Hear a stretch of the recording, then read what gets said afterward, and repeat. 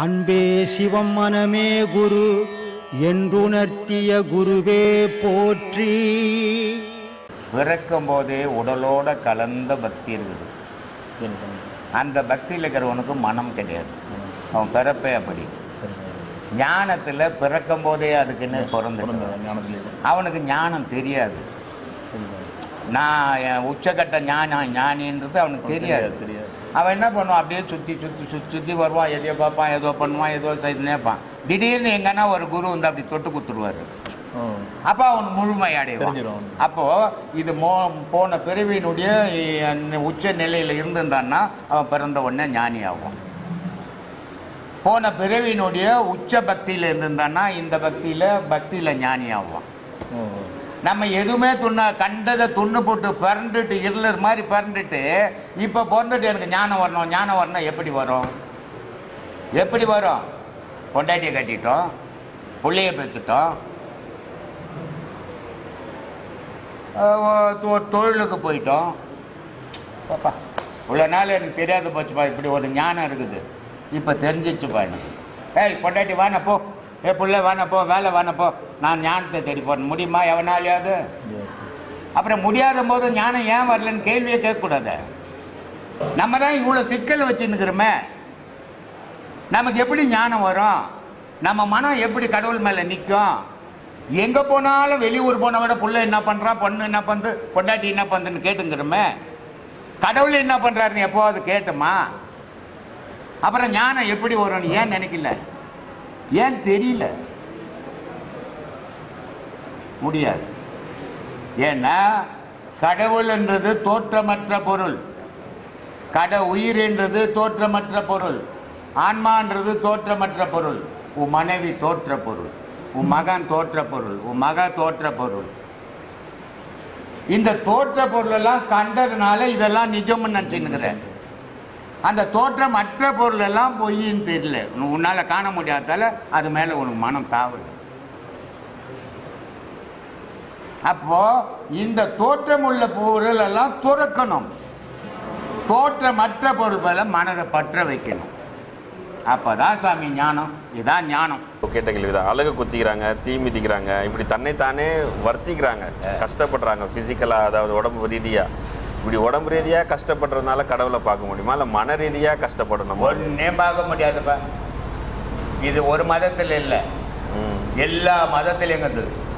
அதே மாதிரி முஸ்லீமில் அந்த இந்த பண்டிகை வரும், அந்த பந்தத்தில் அடிச்சுப்பாங்க, உடம்பெல்லாம் ரத்தமாயிடும்.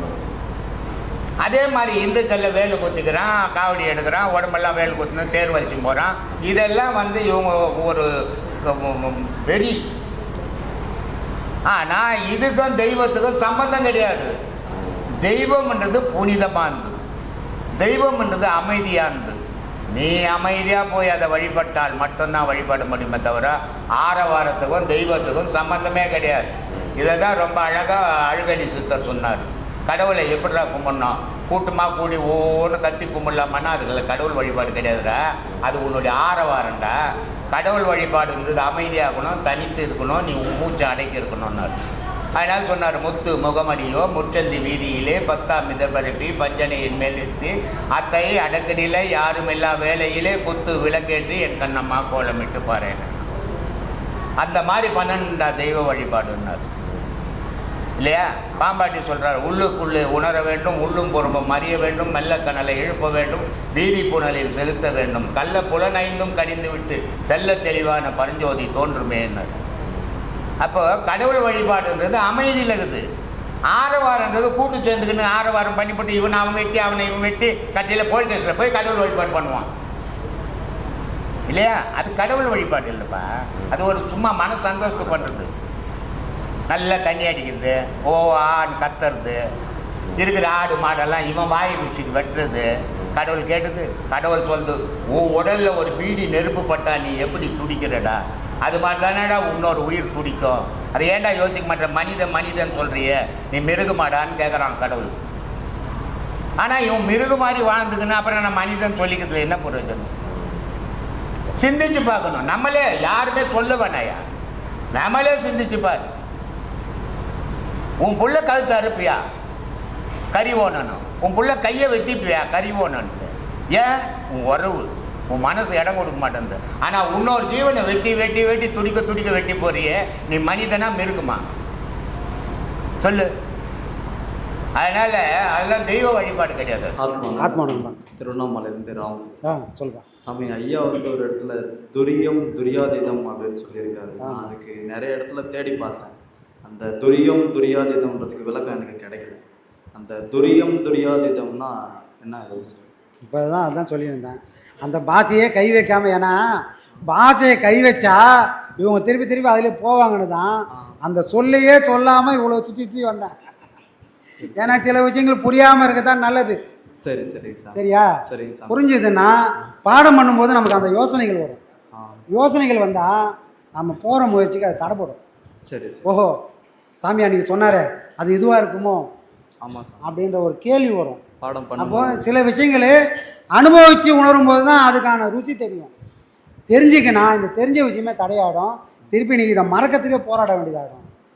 அறிவுன்றதே ஒரு குப்பை. அறிவுன்றதே ஒரு குப்பை. அது குப்பைன்னு எப்போ தெரியும்னா, பாடம் பண்ணும்போது எனக்கு இந்த அறிவு வந்து தடை போடும். ஏய், நீ இந்த பாட்டில் படித்து அதான்டா இந்த நேரம் இந்த இடம் அப்படின்னு சொன்னால் நீ எப்படி போவ? அங்கேயே நின்றுடுவேன். அப்போது அறிவே வேணாம் நமக்கு. ஐயா சொன்ன மாதிரி முரட்டுத்தனமும் முட்டாள்தனமும் மட்டும் இருந்தால் தான் இந்த பாடத்தில் நம்ம போக முடியும். இது எதுவுமே தெரிஞ்சுக்கிற விஷயம் இல்லை. இது எல்லாமே அனுபவிக்க வேண்டிய விஷயங்கள். அனுபவிச்சு சொல்லு. அது துரியமா துரியாதீதமான்னு அப்புறம் சொல்கிறேன். சரி. அப்புறம் வந்து சாமி, இந்த அருங்கோண சக்கரம்னு சொல்கிறாங்கல்ல சார், அருங்கோண சக்கரம்னா அருங்கோண சக்கரம்னா பார்த்தது இல்லையா? முருகருக்கு ஒரு ஸ்டார் போட்டு வச்சுருப்பாங்க, சரவண பவன். அதுதான் கையில் இருக்குங்க இல்லையா? அதுதான் சரவண பவன் சொல்லிட்டு எழுதிருக்கு. அவர் போட்டிருப்பாங்க இல்லையா? அதுதான் அருங்கோண சக்கரம். எதுக்கு சாமி இந்த முருகனுக்கு மட்டும் அருங்கோண சக்கரம்?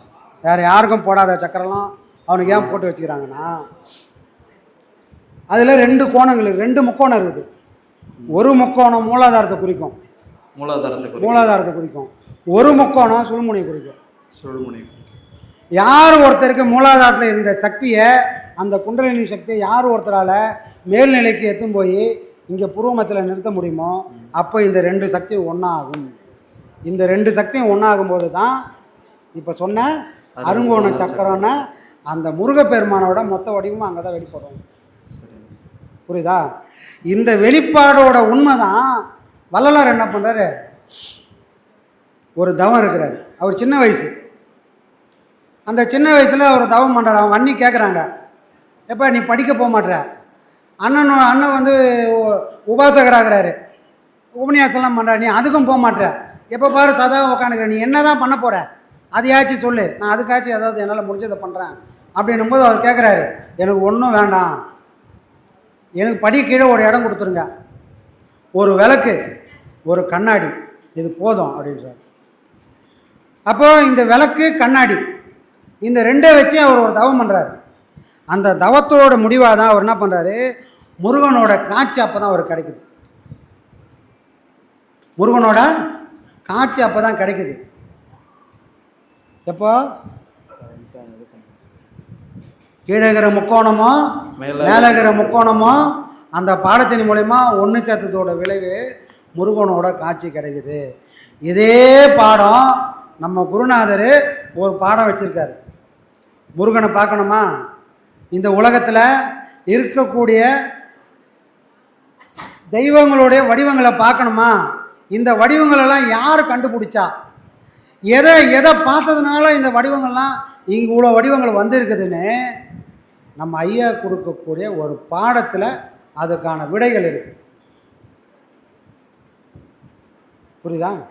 அந்த பாடம் வாங்கி அதை சொல்லும்போது அதை சொல்லலாம். இப்போ அது எந்த பாடம் கூட சொல்லக்கூடாது, ஆனால் நம்ம கொடுக்குறோம். அதை அனுபவிக்கும் போது மட்டும் தெரிஞ்சுக்கணும். அனுபவித்து அதை சொல்லும்போது அப்போ உங்கள் முகத்தை பார்த்துட்டு அதை சொல்லணும். சொல்லுவீங்களா? கண்டிப்பாக சொல்லுவீங்க. அப்போது வள்ளலார் கண்ணாடியில் பார்த்த முருகனும் நாம் மனக்கண்ணாடியில் பார்க்கக்கூடிய முருகனும் ஒன்று தான்.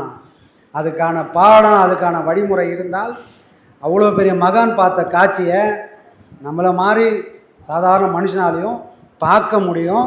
அதுக்கு சாட்சி நம்ம குருநாதர். அவரோட கருணை இல்லாமல் இது நடக்காது.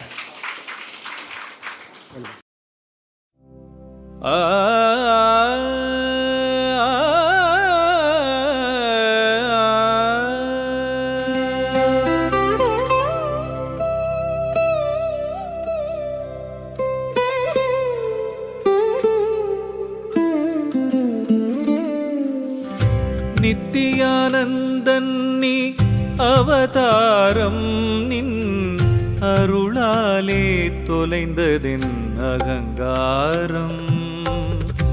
நித்தியானந்தன் நீ அவதாரம் நின் அருளாலே தொலைந்ததென் அகங்காரம். பாவங்கள் பரந்தோட பரிகாரம் நின் பாதத்தில் பணியணும் அது போதும்.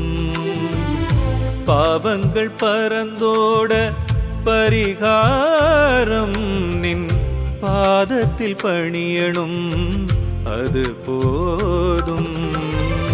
பக்தர்கள் நெஞ்சிலே வாசம் நின் பாடங்கள் அதுதானேயம் வேதம்.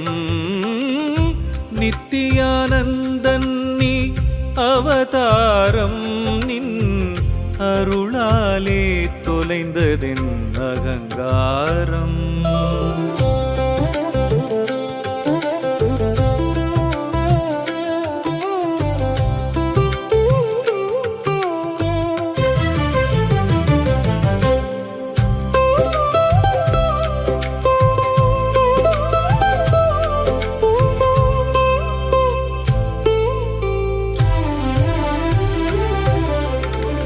வெயில் தனில் இளைப்பார மரம் வேண்டும் எம் வேதனை தீர உன் நிழல் வேண்டும்.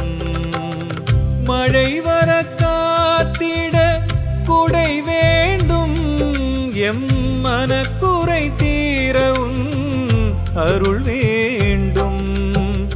மழை வர காத்திட குடை வேண்டும் எம் மனக்குறை தீர உன் அருள் வேண்டும். இருள் பயம் போக்கிட ஒளி வேண்டும் எம் இதயத்தின் இருள் தீர